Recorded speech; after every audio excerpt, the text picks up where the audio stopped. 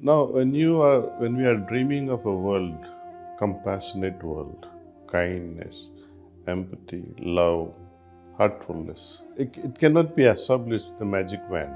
It has to be done at an individual level, one heart at a time. What could be the solution to this loneliness, anxiety, sleepless nights by the family members? And when we pin down the reason behind it, there can be so many reasons. How to get out of it, how to solve that riddle. So I was suggesting that meditation can help. But precisely Dr. Doughty says that when you have a problem, meditation will not work. And I fully agree with that. Because when a man is hungry, either physically or emotionally, his mind is not going to be on meditation, on divinity, on compassion, on love. No. In fact, such thing will only repel. You will go in the opposite direction with a headlong speed. So we have to be compassionate for a person who is really going through these troubles and slowly change the mindset. Not ask what they should be doing. But let us walk with them, talk with them, make them feel comfortable and show love that we are with you. Don't judge those people. I would always go with compassion. Because with non-violence, you are happy by saying, I have not hurt anyone. I'm a non-violent person.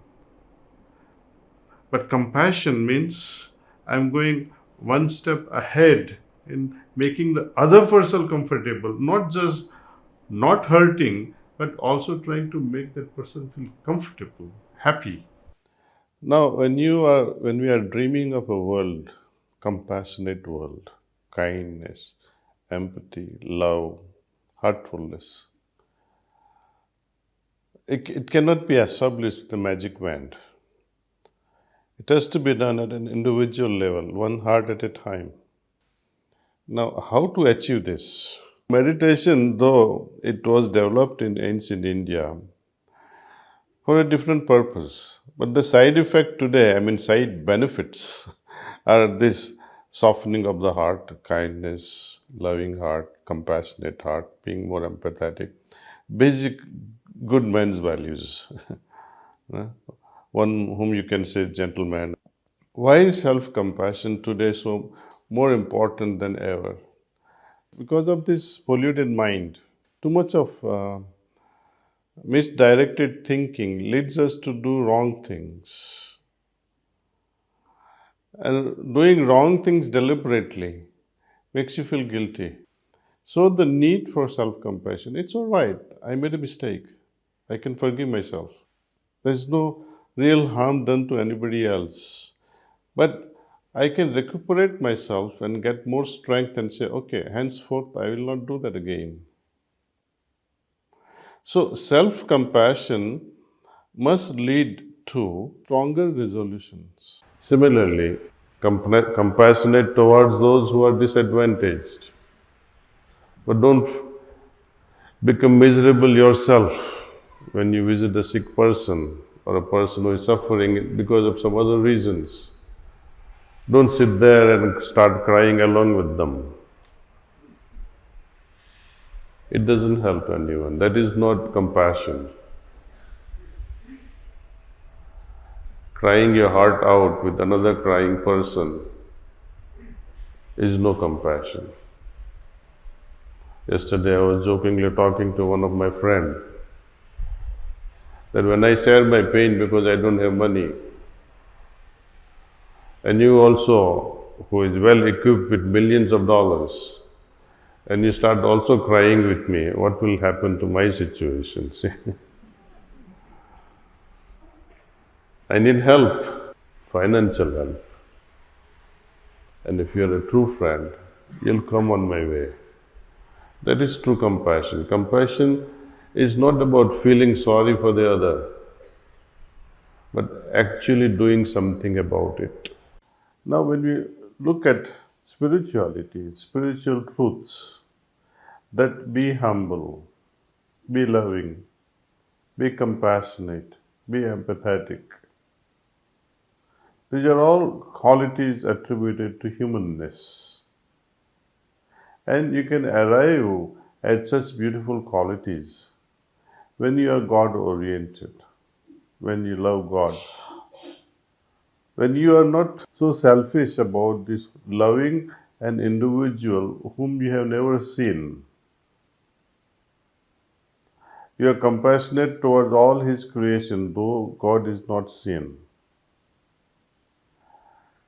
With such confidence, when one moves, he is able to love and remain compassionate with the rest of the creation.